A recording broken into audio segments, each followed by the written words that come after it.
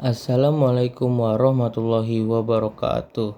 Perkenalkan, nama saya Danur Yahya dari kelas 12 Bahasa. Ingin meremedialkan tentang membandingkan gaya kepemimpinan antara Presiden Soekarno dan Presiden Soeharto menurut pandangan pribadi. Menurut saya, membandingkan gaya kepemimpinan antara Presiden Soekarno dan Presiden Soeharto adalah hal yang sangat menarik dan penting untuk dilakukan. Keduanya adalah tokoh besar yang sangat berpengaruh dalam perjalanan sejarah Indonesia.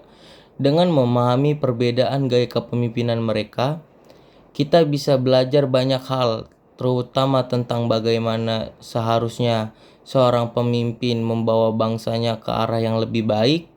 Saya percaya dengan mengenal gaya memimpin Soekarno dan Soeharto, kita bisa mengambil pelajaran berharga untuk masa depan. Presiden Soekarno adalah sosok yang sangat karismatik. Ia memiliki kemampuan berbicara yang luar biasa. Setiap kali saya melihat cuplikan pidatonya, saya merasa ikut terbawa dalam semangat perjuangan yang ia bangun. Kata-katanya penuh semangat, penuh cinta tanah air, dan selalu mengajak rakyat Indonesia untuk percaya diri. Soekarno sering mengatakan bahwa bangsa Indonesia adalah bangsa besar, bangsa yang tidak boleh minder di hadapan bangsa lain. Ia mengajarkan kita untuk memiliki kebanggaan sebagai bangsa yang merdeka. Selain itu, Soekarno juga sangat berani dalam mengambil keputusan politik. Ia memperjuangkan kemerdekaan Indonesia di dunia internasional. Dengan gagah berani, Soekarno ikut mendirikan gerakan non-blok bersama negara-negara lain yang tidak mau berpihak kepada blok barat dan blok timur saat Perang Dingin. Dalam pandangan saya, ini menunjukkan bahwa Soekarno punya prinsip yang kuat dan berani mempertahankan kedaulatan bangsa. Namun, di balik kelebihannya, saya juga melihat bahwa gaya kepemimpinan Soekarno punya kekurangan. Ia terlalu fokus pada politik, ideologi, dan simbol-simbol kebangsaan, sementara ekonomi negara saat itu semakin memburuk. Harga barang-barang melonjak, rakyat banyak yang kesulitan hidup. Ketidakstabilan politik juga membuat suasana negara tidak tenang. Soekarno memberlakukan sistem demokrasi terpimpin yang membuat kekuasaan besar berada di tangannya. Walaupun tujuan untuk menyatukan bangsa, sistem ini malah membuat suara rakyat dan partai politik menjadi lemah. Perbedaan jauh dengan Soekarno, Presiden Soeharto muncul sebagai pemimpin yang tenang, tidak banyak bicara, dan lebih fokus pada tindakan nyata. Setelah peristiwa G30S PKI yang mengguncang negara, Soeharto mengambil alih kekuasaan dan memulai masa Orde Baru. Salah satu ciri khas kepemimpinan Soeharto adalah keinginannya menciptakan stabilitas nasional. Ia mempercaya bahwa untuk membangun negara harus ketertiban dan keamanan dulu. Di masa Soeharto, pembangunan fisik dilakukan besar-besaran. Jalan-jalan raya dibangun, sekolah-sekolah didirikan di berbagai daerah, sawah-sawah digarap lebih modern lewat program revolusi hijau.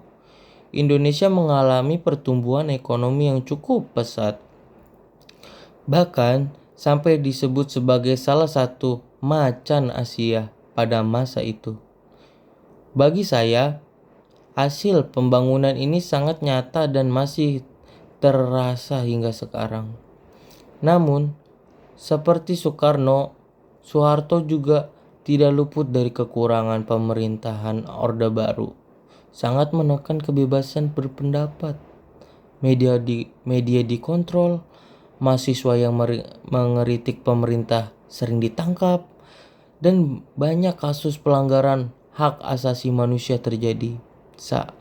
Saya merasa meskipun ekonomi tumbuh suasana kebebasan rakyat sangat terbatas. Banyak orang yang takut berbicara jujur tentang pemerintahan karena khawatir ditangkap. Jika saya membandingkan secara pribadi, Soekarno seperti ayah yang penuh semangat mengajak anak-anaknya bermimpi besar, percaya pada kemampuan sendiri, dan pantang menyerah. Sedangkan Soeharto lebih seperti ayah yang pendiam tapi keras, yang tidak banyak bicara tapi sibuk bekerja, memperbaiki rumah dan taman, memastikan semuanya tertata rapih, tapi terkadang terlalu ketat dan tidak memberikan ruang bagi anak-anaknya untuk mengutarakan pendapat.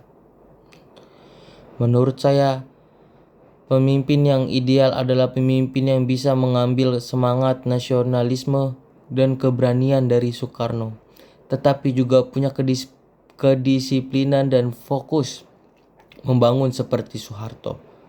Namun, yang paling penting adalah sikap demokratif terbuka terhadap kritik dan mau mendengarkan suara rakyat.